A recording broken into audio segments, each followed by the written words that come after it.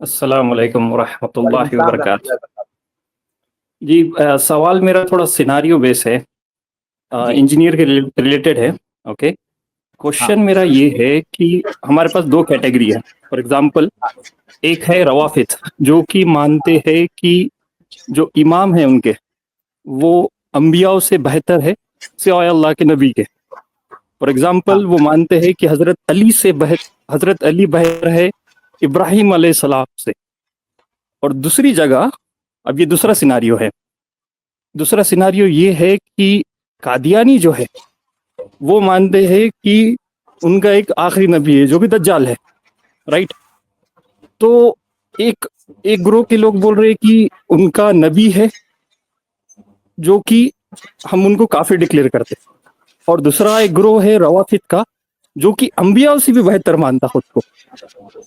तो ये कितना सही है कि हम रवाफिद को भी जो मानते हैं कि हजरत अली हो गए, जितने अहले बैत है वो अंबिया से बेहतर, तो ये क्या काफिर की कैटेगरी में आएगा क्या नहीं आएगा, अगर ऐसा सोचे तो सिनारियो बेस। असल में रवाफिज़ की तकफ़ीर के लिए जब बात की जाती है ना, तो इस गुफ्तगू में सिर्फ़ ये मसला नहीं रखा जाता है, किसी को अफ़ज़ल समझने और ना समझने का मसला कि अंबिया अलैहिस्सलाम ने से जो है अपने अइम्मा को वो अफ़ज़ल समझते हैं, तो सिर्फ़ इस बात को पेश नज़र नहीं रखते उनकी तकफ़ीर में। उनकी तकफ़ीर के लिए हम बहुत सारी चीज़ों को पेश नज़र रखते हैं।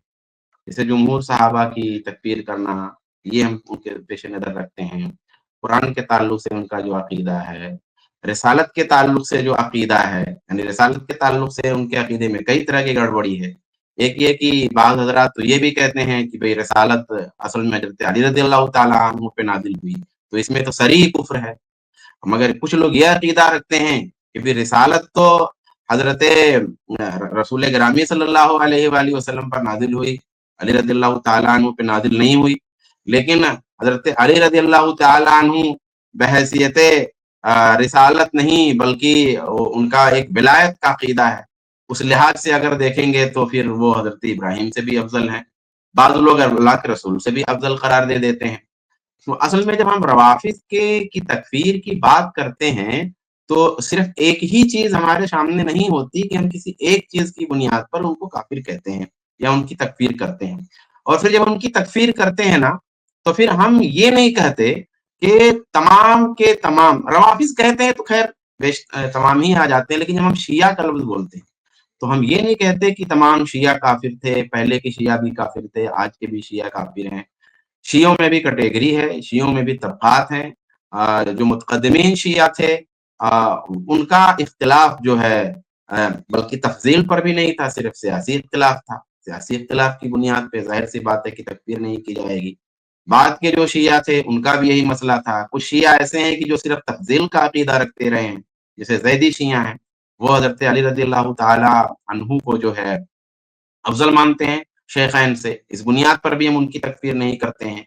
तो देखिए ये सारी चीज़ें हैं, हम इन बुनियादों पे तकफ़ीर नहीं करते। जब हम उनकी तकफ़ीर करते हैं तो अक़ीदे उलूहियत में, अक़ीदे रिसालत में, अक़ीदे इमामत में और इसी तरीके से सहाबाए किराम रिज़वानुल्लाहि ताला अलैहिम अजमईन को काफ़िर कहने में और उन पर सब्ब व शत्म कहने में, इन बुनियादों पर हम उनकी तकफ़ीर करते हैं। ये कोई एक बात को लेकर के हम उनकी तकफ़ीर नहीं करते। इस क्लिप की फुल वीडियो देखने के लिए हमारे चैनल पर जरूर आएं। आई प्लस टीवी ने एक नया यूट्यूब चैनल शुरू किया है जिसका नाम है आई प्लस टीवी इख्तिलाफ का हल। इस चैनल पर सिर्फ इख्तिलाफी मसाइल पर वीडियोस आएगी, लेकिन दलाइल के साथ और भाईचारगी के साथ। आपको मैं दावत देता हूं कि आप भी हमारे इस चैनल को सब्सक्राइब करें, हमारी वीडियोस को शेयर करें और नोटिफिकेशन आइकन को ऑल सेलेक्ट करें ताकि आपको हमारी वीडियोस का नोटिफिकेशन मिल सके। जज़ाकल्लाहु खैर, वस्सलाम अलैकुम रहमतुल्लाह।